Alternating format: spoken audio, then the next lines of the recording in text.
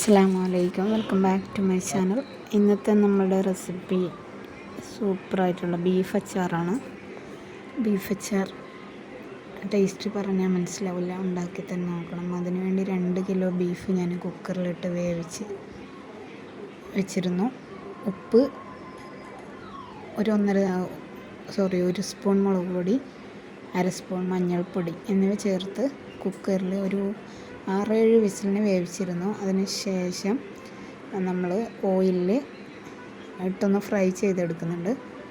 Deep fry ഒന്നും ചെയ്യണ്ട, ഒന്ന് ജസ്റ്റ് ഒരു 5 മിനിറ്റ് ഇട്ടൊന്ന് മരിച്ചെടുക്കുന്നുണ്ട്. ഇനി ആ പൊരിച്ച എണ്ണയിലോട്ട് തന്നെ ഉലുവ, കടുക്, ഇഞ്ചി വെളുത്തുള്ളി പച്ചമുളക് ഞാൻ 1/4 കിലോ വീതമാണ് എടുത്തിരിക്കുന്നത്. അതൊന്ന് മിക്സിയിലിട്ട് ജാറിലിട്ടൊന്ന് പൊടിച്ചെടുത്തിട്ടുണ്ട്. ഇനി ആ ബീഫ് പൊരിച്ച എണ്ണയിലോട്ട് തന്നെ ഇഞ്ചി വെളുത്തുള്ളി പേസ്റ്റ്, കറിവേപ്പില ഇതൊക്കെ ചേർത്തൊന്ന് നല്ലപോലെ മൊരിച്ചെടുക്കുക. പച്ചമണം മാറുന്നവരെ വഴറ്റിയെടുക്കുന്നുണ്ട്.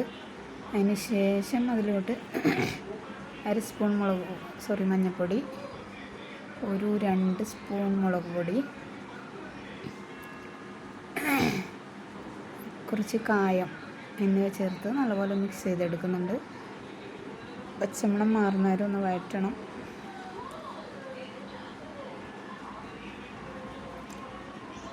സിമ്പിളാണ്, നല്ല ടേസ്റ്റിയുമാണ്. സിമ്പിളാണ്, പവർഫുള്ളാണ് എന്ന് പറയുന്നത്. ഇതിലോട്ട് കുറച്ച് ബീഫ് വെന്ത വെള്ളം ഉണ്ടായി, ഒരു 1/2 പാത്രം, 1 ഗ്ലാസ് 1.5 ഗ്ലാസ് ഉണ്ടാവും. ആവശ്യത്തിന് ഉപ്പും ചേർത്ത് കൊടുത്തു. നല്ലപോലെ വീണ്ടും മിക്സ് ചെയ്യുന്നുണ്ട്. നമ്മൾ അച്ചാറിടുമ്പോൾ ഇഞ്ചി വെളുത്തുള്ളി പച്ചമുളക് കുറച്ച് കൂടുതൽ ചേർത്ത് കഴിഞ്ഞാൽ നല്ല ടേസ്റ്റ് ഉണ്ടാവും. ഇനി ഇതിലോട്ട് വിനാഗിരിയും കൂടി ചേർത്ത് കൊടുക്കുന്നുണ്ട്.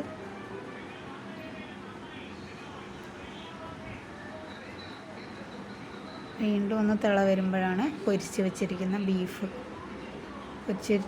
ബീഫ് ഇട്ടിട്ട് ഒരു 5 മിനിറ്റ് ഒന്ന് മിക്സ് ചെയ്തെടുക്കണം.